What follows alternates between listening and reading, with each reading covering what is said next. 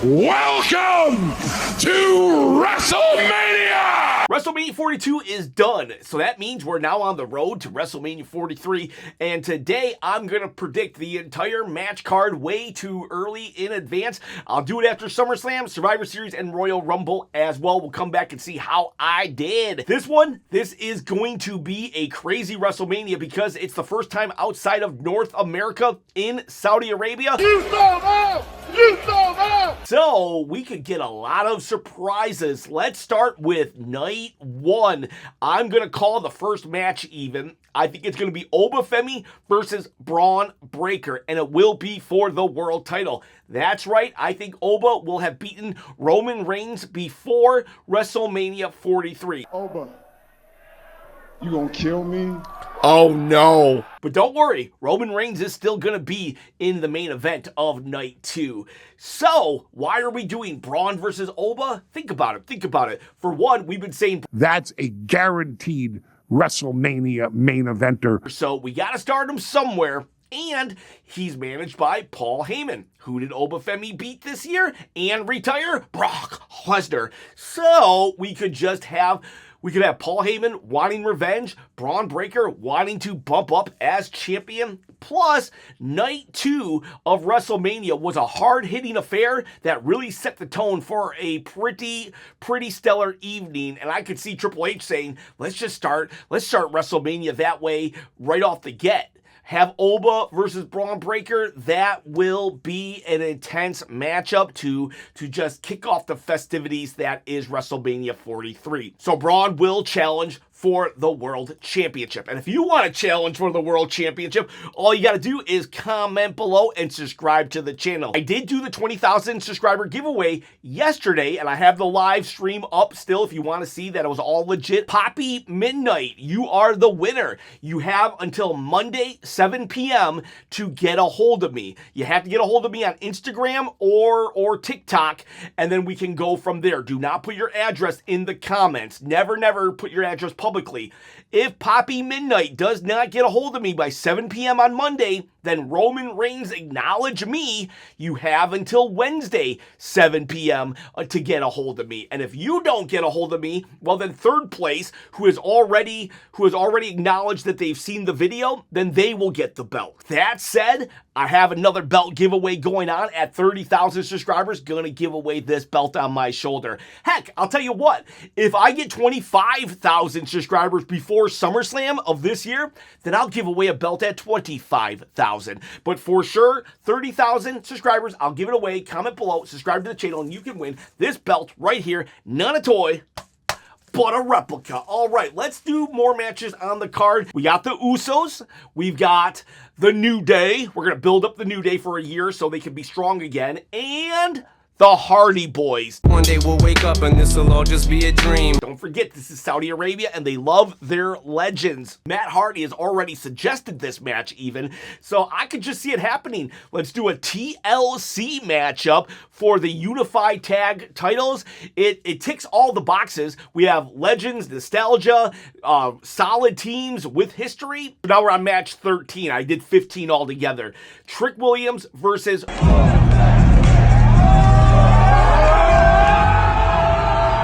Randy Orton. Not much of a story here other than you got the young upstart versus the wily veteran. Nobody's going to boo Randy Orton. We've discovered that. Not going to happen. And Trick Williams, well, you know, he's just a joy to watch. They actually already interacted, and I really did like their interaction, but they didn't really settle any differences. So I could just see this being a matchup to further push Trick up the card in the eyes of the people. And then Randy Orton, well, he has to be on the card. Match 12, Dirty Dom versus Rey Mysterio. Hopefully we bring back the Cinnamon Toast Crunch mascot. Fun fact, that was Sol Ruca's WWE debut. I went backstage and people were like asking me for like pictures in it and stuff. And then when I took off the costume, everyone was like, oh, I didn't know it was you, Sol. And I was like, yep. But yeah, we have this matchup and we should do something like, what if it was hair versus mask? Nah, he would never. And plus, I My hair's too luscious. You let Dirty Dom actually win, and then Ray takes off his mask, and then he says, now that my mask is gone, I'm retiring. So you kind of like do what Brock did, where Ray just says, I'm done. I lost my mask. I am now done. And then Dirty Dom can laugh about it. I know everybody thinks that Gunther should retire every single wrestler from now into 2099, but I'd much rather it come from Dom. Speaking of Gunther, though, who's he going to face at Mania? Has to retire somebody, right? Well, I've got two options. One, I could actually see it being The Undertaker. I know Undertaker's retired, but when it comes to the dead man, money talks. I'm a huge Undertaker fan. Please believe me. I mean, no disrespect by this, but Undertaker is definitely somebody who can be swayed by big bags of cash, and that's no judgment. I would be too. Please send me big bags of cash and see how far I'm willing to go. But no, for real, if Undertaker will sell out a good buddy of his so he could bring on Michelle McCool to be part of his podcast. Please, this take your wife to work day needs to stop. Then I definitely believe that Undertaker would be like, yeah, you know what? I'll put on a 5-minute WrestleMania match and lose to Gunther for a lot of money. But if Gunther does not face Undertaker, because Undertaker says, I just can't do it, then who would he face? Well, he's going to pull Chris Jericho. We did what Chris Jericho did at a previous WrestleMania, where he fought a gauntlet of WWE legends. It was Jimmy Snuka, Roddy Piper, and Ricky the Dragon Steamboat. So have Gunther, he faces Rob Van Dam, Bubba Ray Dudley, and Kane. And that way, you know, Gunther, he gets to put to sleep 3 legends, add them to his resume, say, I retired all 3 of them, and it allows the Saudi people to get their nostalgia in. I could see Seth Rollins versus Jacob Fatu. I see as the year progresses, the bloodline getting more and more power. I could totally see Seth stepping in to try to stop this. The possible consequences on the other side of this, Roman Reigns back in power again, it's not worth it. Like, he lost his world championship at WrestleMania 40 because he was distracted by trying to take Roman out of power. Now, I have an opponent for Roman Reigns, so it can't be Seth Rollins, but the next best thing might be Jacob Fatu, who I believe will fall in line with Roman after Backlash, and I could totally see Seth trying to stop Jacob from ever becoming the next Roman Reigns. That happens here. Let's do some women's championship matches. I do think we'll get Rhea Ripley. She has to be on the card, and I could see her going up against... Oh, just planning Rhea, stacking her up off that. Lash Legend. I think Lash Legend uses this year to kind of climb up the card, and by the time WrestleMania comes around, she's in a position to challenge for said title. Or Io Sky. Should it be Io Sky? Ooh, Io Sky. I bet they do Rhea Io at like SummerSlam this year or something. So yeah, I'm going Rhea Lash Legend at 43. Over on Raw, I'm going to say this as nicely to you as I possibly can. Sol Ruca versus Liv Morgan. You are no Liv Morgan, sweetie. They already had a match the night after WrestleMania, so kind of we could play off that. Just 1 year ago, the night after WrestleMania, Sol Ruca debuted, and here she is now in a main event spot. Oh my gosh, how far she has come. You know, it's just, the story sells itself, honestly. And just so everybody knows, I'm not booking the WrestleMania that I want to see. I'm actually booking the WrestleMania that I think is going to happen. So this one kind of hurts because I just feel like both guys, it's weird. I'm about to give both guys a match and say they deserve better. I'm putting Drew McIntyre versus LA Knight, against each other.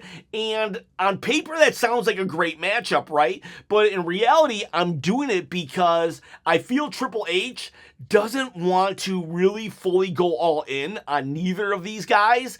So, like, he'll put them together. It seems like a big match, but at the end of the day, when WrestleMania is done, nothing's going to happen for them. Just like this year, LA Knight, he got a match, right? He even won the match, but what happened for him after WrestleMania? Drew McIntyre was world champion this year. He loses his match, and then there's nothing for him after Mania. It's like, we got to get these two on the card because the fans love them. but because Triple H doesn't love them, he's not going to give them much to work with. The feud will be great. They both know how to take a mid-card feud and elevate it. Problem is, once they have elevated it and it's all said and done, Triple H goes back to forgetting them. 6 matches to go, and Logan Paul has to be on the card. No matter what, they're going to figure out how to get Logan Paul on this card, and I'm thinking, if he's still with Austin Theory, it'll be a tag match. If he's not with Austin Theory, I don't know. He'll probably reach out to Mr. Beast or something. Oh, that works. Yeah, I'll think of that. Thanks, Jimmy. But he will definitely be on this card in a tag match against the Lucha Brothers. The Lucha Brothers. Or, what about Logan Paul versus Bad Bunny? Okay, yeah, I'm changing it. It's going to be Logan Paul versus Bad Bunny, because WWE even has reached out to Bad Bunny before, and they would love to have that big old celebrity matchup. Even though that was such a disaster for the WrestleMania main event, I could see it happening. So we're gonna do Bad Bunny versus Logan Paul, but if Bad Bunny's not gonna come, then it'll be Austin Theory and Logan Paul versus the Lucha Brothers. Lucha Brothers just look really, really cool, and they're a really great tag team as well. Penta and Rey Fenix, they will reunite at some point this year. Sometimes I thought we made amends, but maybe we hadn't. That's the way it is, then we're just gonna go out there and have a fight. Charlotte Flair, woo, versus Becky Lynch, the best in the world. And that's not just me saying it, that's Sports Illustrated. Bleacher Report, that's me saying it. And I think the Saudi people will want to see the best in the world. It could literally be about just pride. It's like, I main evented WrestleMania before, and then you stuck your nose in it, and we could just go. They have so much history. And fingers crossed, they play into the history and not bring out celebrities like they did with Randy and Cody this year. Just go off of their actual rivalry from coming up as the Four Horsemen, the Women's Revolution, all of that stuff. Go for it. Becky, Charlotte, done. Another huge matchup, Jade Cargill versus Naomi. Naomi has given birth to our tribal chief of 2063. I guess the bloodline continues, baby! And she's back. She wants revenge. She wants everything. Everything that she put on hold, she wants it now. And Jade stands in her way, but so does Bianca Belair. Bianca Belair also is now a mother, and she comes back so they can have their historic 3-person triple threat that we all wanted to see at WrestleMania 40, but we didn't get to see, and it's going to happen at 43. That would be a cool matchup right there. The next one I could see opening WrestleMania, and it is for the undisputed title. Cody Rhodes will walk in as champion. And I think a lot of people are going to hate this decision, but I still think it's going to happen. Cody Rhodes versus the Royal Rumble winner, or maybe the Elimination Chamber winner, Sami Zayn. I wanted to send a message, Sami Zayn. And those opportunities, they don't just plop in your lap, Sami. That's real easy for you to say when you're the golden boy.